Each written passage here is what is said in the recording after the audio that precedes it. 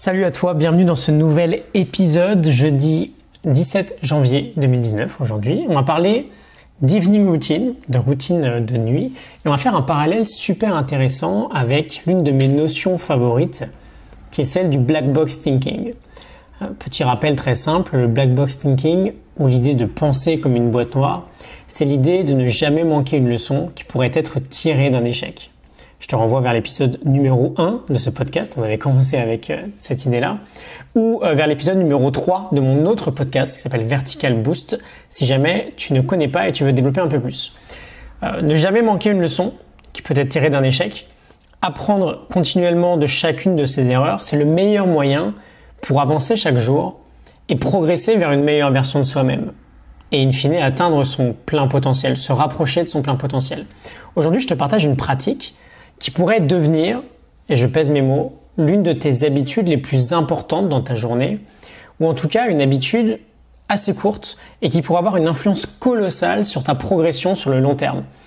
Si tu me suis un peu, tu sais que je suis assez friand de ce type d'activité qui explose le ciel en termes de retour sur investissement.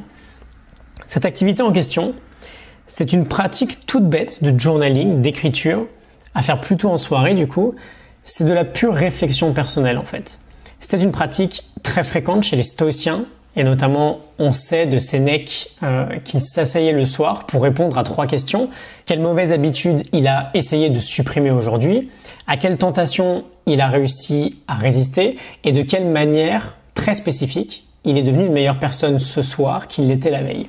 Et ce petit rituel de réflexion, c'est assez clair qu'il est très sain. On le fait naturellement quand on est dans la performance, quand on pratique un art, de la musique ou un sport, parce qu'on sait qu'on le pratique dans un but de progresser et de devenir meilleur jour après jour. Mais c'est pas quelque chose qu'on va faire forcément naturellement en tant que personne, en tant qu'être humain. Le progrès, ça demande de la réflexion. Et donc, en mode black box thinking, on peut se poser ces 9 questions le soir avant d'aller se coucher. C'est une excellente habitude à prendre. Je te les donne dès maintenant. Qu'est-ce que j'ai fait de bien? Qu'est-ce que j'ai fait de moins bien? Est-ce que j'ai agi en cohérence avec mes valeurs? Oui, non, pourquoi? De quelle habitude je devrais me débarrasser? De quelle mauvaise habitude je devrais me débarrasser? Quelles ont été mes réactions aujourd'hui? Est-ce que j'ai succombé à un désir? Où est-ce que j'en suis par rapport à la personne que je veux devenir? Où est-ce que j'en suis par rapport aux personnes que j'admire? Et en quoi je suis meilleur qu'hier?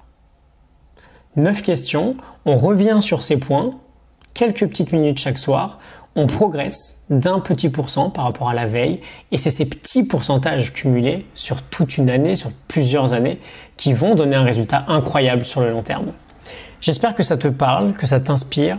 Sois sceptique, donne une chance à ces maximum 10-15 minutes de réflexion. C'est vraiment l'une des meilleures choses que tu peux faire si tu veux progresser chaque jour. Je te retrouve demain pour un nouvel épisode. Excellente journée à toi. À demain. Salut.